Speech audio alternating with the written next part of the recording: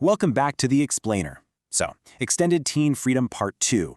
Imagine a bright school with literally 0 rules. It's day 2 at Sanctuary High. Looks like absolute paradise, right? But hey, freedom has a hidden price. The cafeteria? Now it's the fuel depot. Students are just pushing their bodies with insane amounts of junk. Look at these extremes. Diesel is chasing this crazy energy rush, while Rev completely crashing and burning. They look like everyday 25-year-olds chilling, but those extreme habits, they're acting like massive invisible anchors. Out in the bright hallway, this wild kind of feral mindset totally builds into a massive identity clash. Someone accidentally bumps Diesel. Instead of just shaking it off, Diesel completely treats him like a glitching NPC.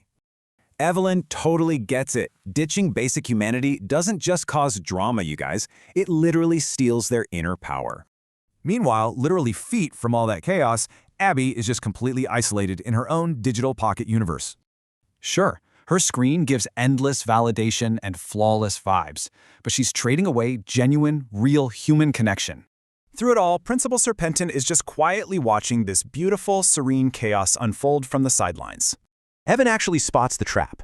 They're enjoying this fake paradise, completely blind to the massive hidden bill.